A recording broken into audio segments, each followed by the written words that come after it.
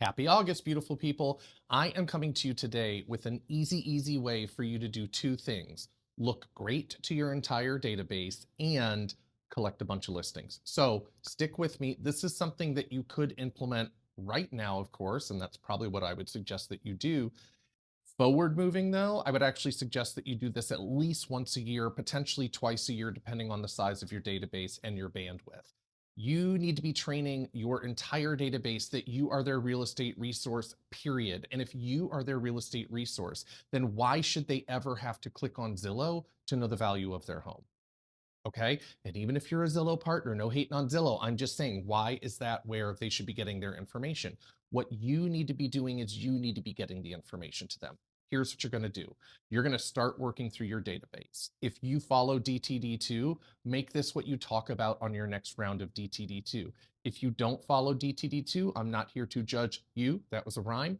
What I am here to say is just pick the top of your database and work your way down, or work your way from the bottom up, however you want to do it. But you would go through one by one, and each and every person in your database who owns a home. Now, I do not care if you sold them the home or not. That's totally irrelevant. Do they own a home in the area that you serve? That's all we need to know about. And if you don't know, you'd probably call them anyways to find out if they do. That's neither here nor there. Most of you probably know who owns a home and who doesn't. You're going to go through and you're going to have a care style conversation.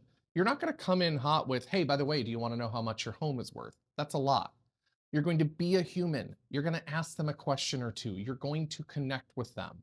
And then, as people do in real life conversations, you're just going to kind of casually transition and say something along the lines of, I consider myself your real estate resource. And while I've got you, I just wanted to see if you were interested in knowing the value of your home.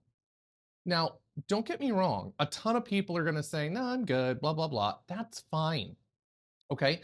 When they tell you, if they tell you yes, I'll tell you what to do in a minute. When they tell you no, or no, or I don't need it, or I'm never moving, or any version of that, you're going to come back with a very simple, hey, you know what? I totally get that. Let me ask you something though. When's the last time that you shopped your homeowner's insurance? Now, you and I both know that for 90+% of the homeowners in your database, they've never shopped their homeowner's insurance. They got what they got at closing, even if it was in 1985, and they have continued to pay it every year since. And you're going to say, they're going to tell you they haven't done it. And you'll say something along the lines of, well, we might want to check into that. And if we're going to, you want to know the value of your home. Your home could be under or over insured. Neither one of those is a great situation for you.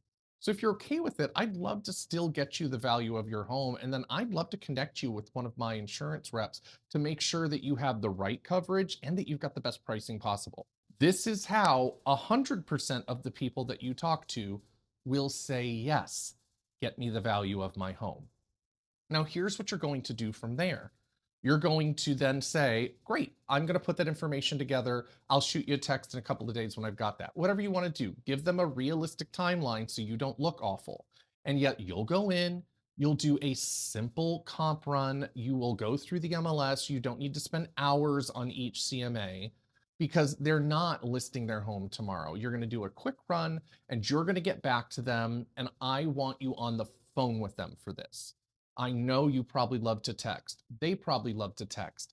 I want you on the phone with them by any means necessary for this part of the conversation. The initial could be text if you want.